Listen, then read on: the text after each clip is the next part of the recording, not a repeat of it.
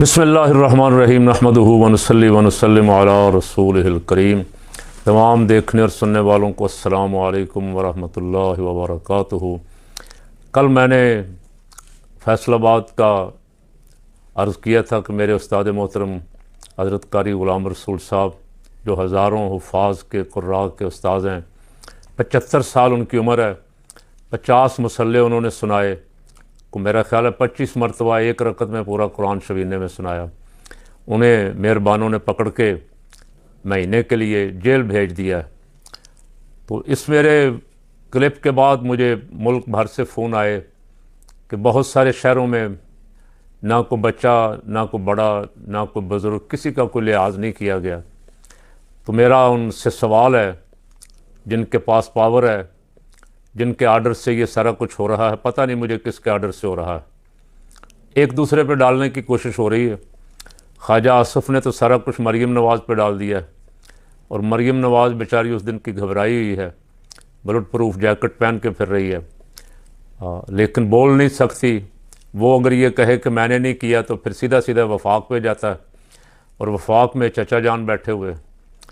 चचा जान भी नहीं बोल सकते कि मैंने नहीं किया, मोहसिन नकवी है सारा ज़िम्मेदार, और मोहसिन नकवी भी नहीं बोल सकता। सब अपनी अपनी जगह बंधे हुए।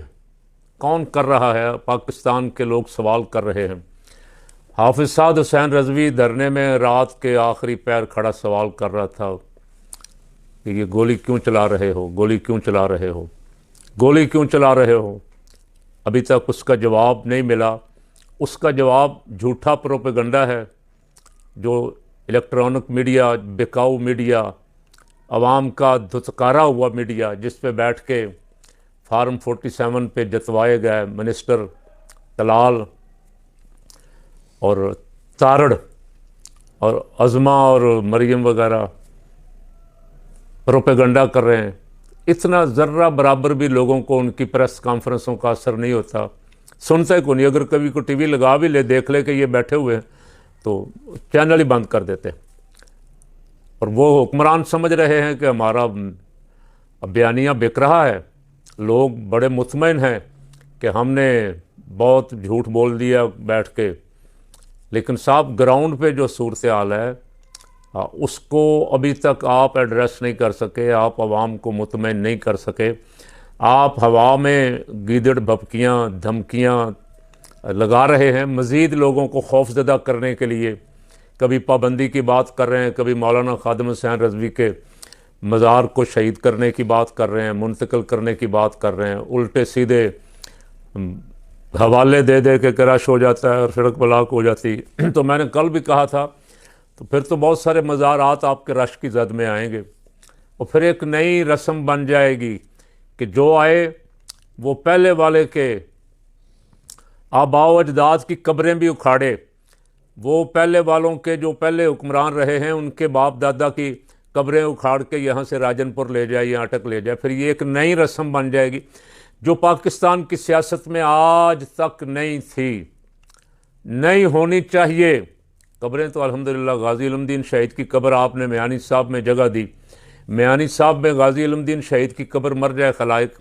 और बाज़ मैंने देखा बड़े बड़े नामी गिरामी नाम नेहाद दानिश्वर जो बहुत खुश हैं और जो चाहते हैं कि बाकी जितने लब्बैक वाले बचे हैं या जो ख़त्म नबूवत का नाम भी लेता है उन सब को गोली मार दी जाए, उनके लाशें भी मसक कर दी जाएं, गायब कर दी जाएं।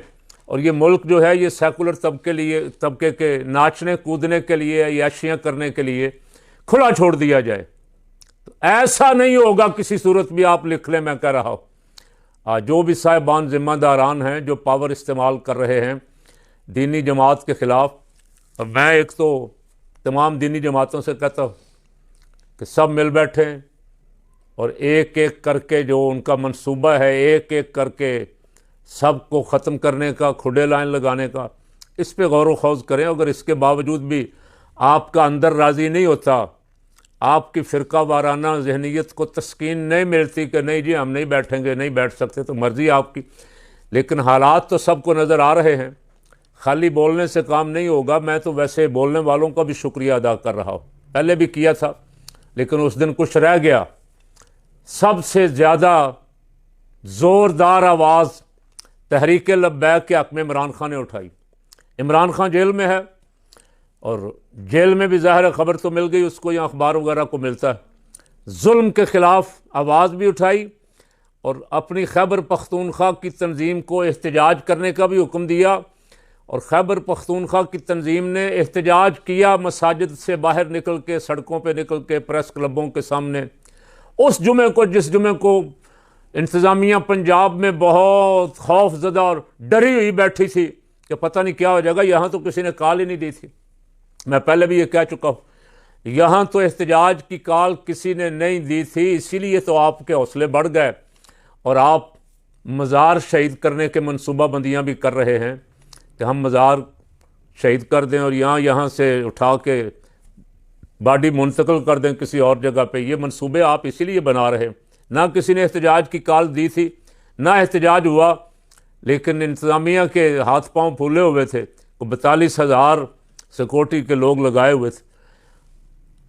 तहरीक इंसाफ का जो वज़ीर आला खैबर पख्तूनख्वा में सुहेल आफरीदी, नौजवान मिडिल क्लास का आदमी, वो सरदार नहीं है, वो खान नहीं है, किसी बड़े घर का सोने का चम्मच मुंह में लेके पैदा होने वाला जवान नहीं। और वो कहता है कि इक़्तिदार की कुर्सी से कोई रग़बत नहीं है मुझे, मैं देखूंगा अगर मैं आइन के मुताबिक काम कर सका, अवाम के हकूक़ दिला सका, इंसानी हकूक़ का तहफ़्फ़ुज़ कर सका, अपने लीडर की उम्मीदों पे पूरा उतर सका, तो मैं वज़ीर आला रहूँगा, वगरना कुर्सी को ठुड्डा मार के छोड़ के अलग हो जाऊँगा। और अब तक उसके जितने इक़दामात हैं जुर्रतमंदाना है। उसने हलफ उठाने से पहले जो तकरीर की उसमें भी लब्बैक की भरपूर हिमायत की और असम्बली में करारदाद भी मुजम्मत की पास करवाई। और उनसे भी कह रहा हूं जो कहते थे ये यहूदी बच्चा है, ये यहूदियों का एजेंट है, उनसे कह रहा हूं अगर तुम में ज़र्रा बराबर शर्म है तो खैबर पख्तूनख्वा की असम्बली ने कल करारदाद पास कर दी है, इसराइल नामंजूर। मियाँ साहब हिम्मत करो, कौमी असम्बली में भी इसराइल नामंजूर की करारदाद पास करवाओ। मरियम साहबा बीबी जवान मर्दों वाला काम करो और पंजाब असम्बली में भी इसराइल नामंजूर की करारदाद पेश करो और पास करवाओ।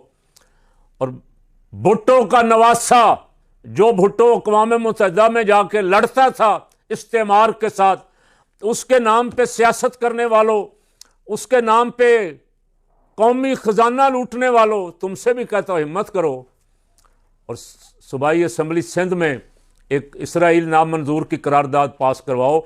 या जो जिसे यहूदी बच्चा कहते रहे हो, यहूदियों का एजेंट कहते रहे हो, शर्म करो और उससे माफ़ी मांग लो कि यहूदियों के एजेंट खान साहब तुम नहीं थे, यहूदियों के एजेंट असल में हम हैं, हम कौम को धोखा ही देते रहे हैं, खुल्म खुल्ला कहो। और मैं समझता हूँ ऐसे मौके पे सियासी लीडरों का रवैया यही होना चाहिए।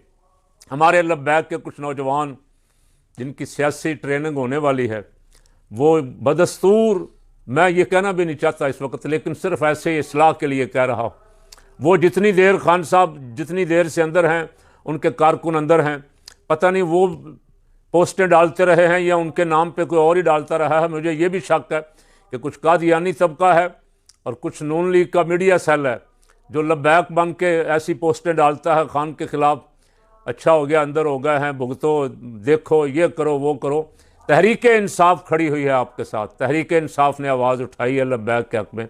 दूसरा, कायदे हिज़्ब इख्तिलाफ जिनको नामज़द किया महमूद खान अचकज़ई को, उसने भी बबांगे दोहल कहा है कि तहरीक लब्बैक पे जुल्म हुआ है और ये जुल्म किसी सूरत भी काबिल कबूल नहीं है।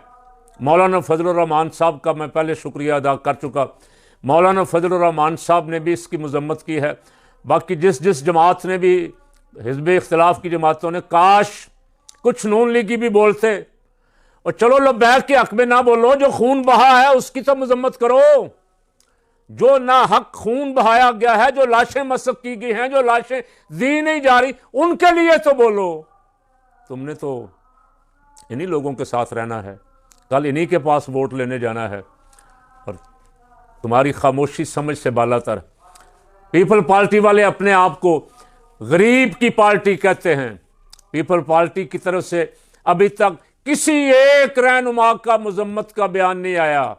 बोलो, जुल्म के खिलाफ नहीं बोलोगे तो कल जुल्म का शिकार हो जाओगे।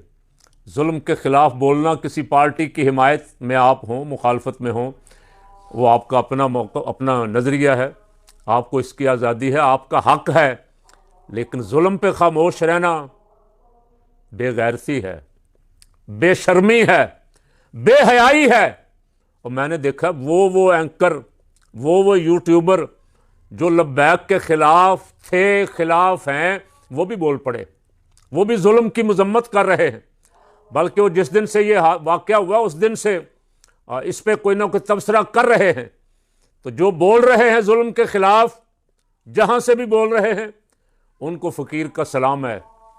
वो जुर्रतमंद लोग हैं, वो अपना हक अदा कर रहे हैं। और जो खामोश हैं उन्हें कल अल्लाह के हजूर जवाब देना पड़ेगा कि वो जालिमों के साथ खड़े थे या मजलूमों के साथ खड़े थे। और जो चुप हैं, जो खामोश हैं, वो कभी ये सोचें तो सही, तसव्वुर करें ज़रा, एक मिनट के लिए सोचें, अगर ये यजीद के दौर में होते और इमाम हुसैन पे जुल्म देखते तो क्या यजीद के साथ ही खड़े रहते? अब मरे हुए यजीद को तो आप लानत मलामत करते हो इसलिए कि उसने जुल्म किया, करबला में जुल्म किया, 72 शहीद किए, इसलिए उस पर तो लानत मलामत करते हो। लेकिन मौजूदा दौर के यजीदों से गले मिल के, उनकी तारीफ़ें करके, उनसे जफ्फियाँ डाल के, उनकी खुशामद करके, उनके बूट पॉलिश करके फिर भी अपने आप को हुसैनी समझते हो।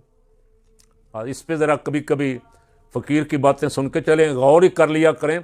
इंशाअल्लाह ये जाग जाएगा, और ये जिस दिन जाग गया उस दिन आप कभी भी जुल्म के साथ खड़े नहीं होंगे। इकबाल रहमतुल्लाह अलैह ने पैगाम दिया था, दिल मुर्दा दिल नहीं है, इसे ज़िंदा कर दोबारा, कि यही है उम्मतों के मर्ज़े कोहन का चारा। जो कोहन हमें लग गया है, पूरी कौम को इसे ज़िंदा करने की ज़रूरत है। और जब ये ज़िंदा हो जाएगा तो हम फिर ज़िंदा कौम शुमार किए जाएंगे। हमारा नंबर कौमों में 134वां या 144वां नहीं होगा। फिर लोग कहेंगे ये पाकिस्तानी ज़िंदा कौम है।